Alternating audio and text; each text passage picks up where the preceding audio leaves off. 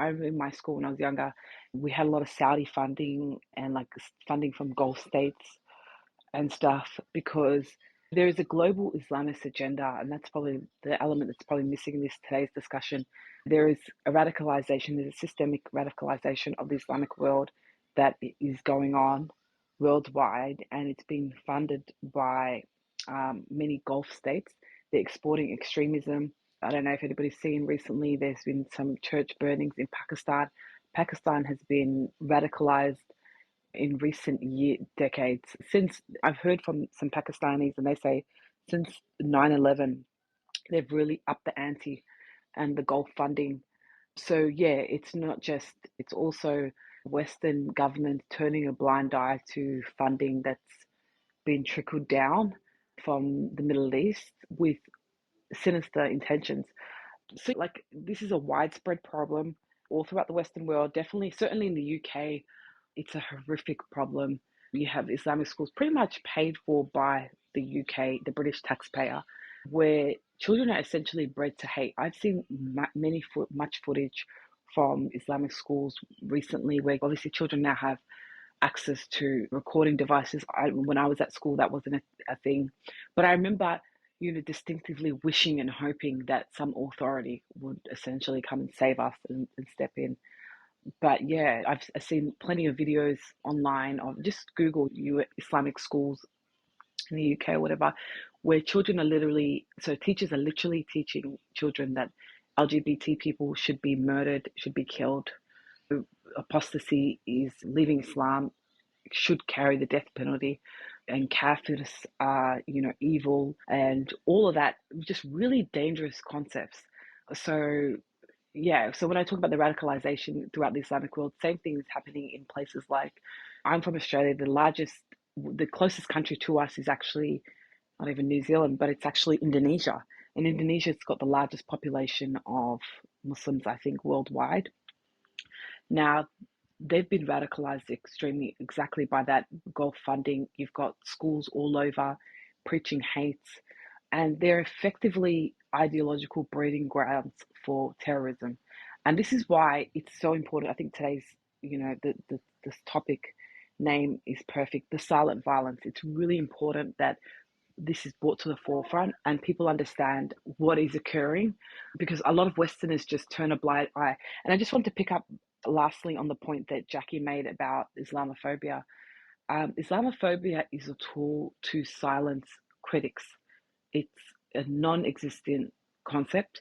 Now, I absolutely do agree that there's such a thing as anti-Muslim bigotry. I absolutely don't agree with it. I've got Muslim family members myself. I don't agree with any violence or kind of aggression towards people that are born into people that are Muslim. And because a lot of that violence and that discrimination often falls, unfortunately, on the victims and the women who are emblematic, hold the emblem of Islam. So we absolutely don't agree with anti-Muslim bigotry.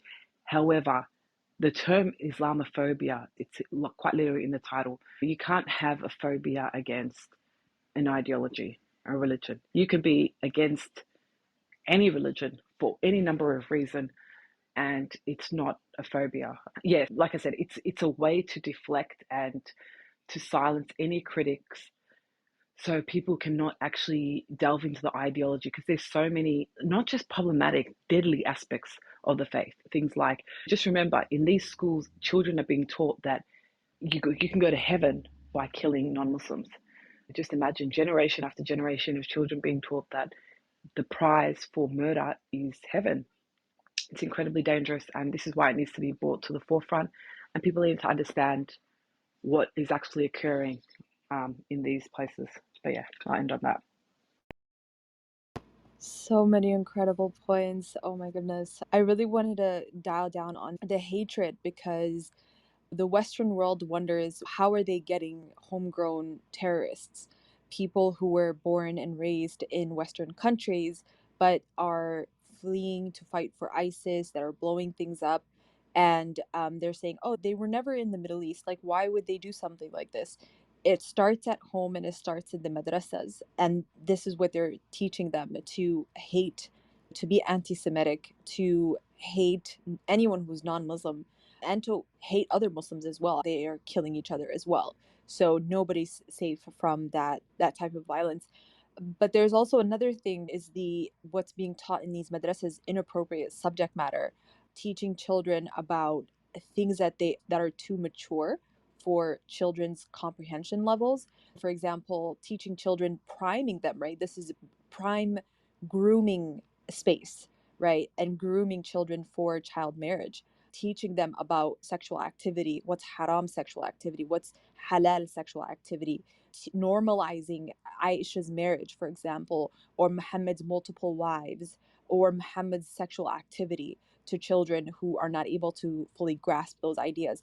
So it's very strange when you hear them screaming about whatever they scream about on the news about, oh, we don't want our children, but it's, do you understand what they're teaching in these Islamic schools, and teaching children about just things that are incredibly too complex for children to understand.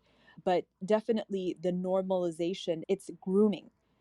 So when I say this is prime ground for indoctrination, for grooming children, this is where it starts. And so they wonder, how do you know if these child marriages are not are occurring or not, especially when Muslims don't even register their marriage with the government. So there could be a 13-year-old girl married somewhere, and the government would have no idea of it. They would have no idea because it's not registered unless they did a bust or have a SWAT team come through their house or something or some other way, but it's not registered.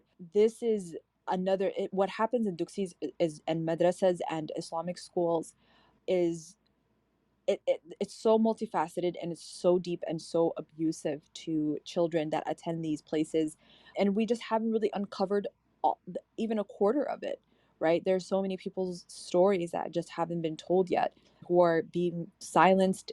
They probably don't even know how to put words to what they're experiencing, and this is having these types of conversations now is we can get the ball rolling and make other people feel comfortable coming forth with what they've been through.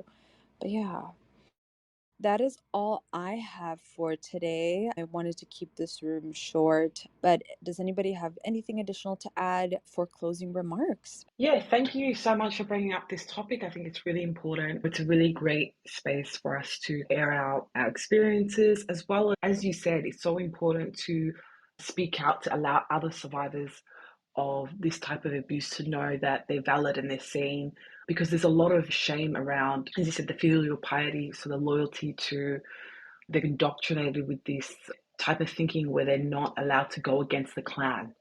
And the clan is very much seen, the religion is seen as part and parcel of your identity.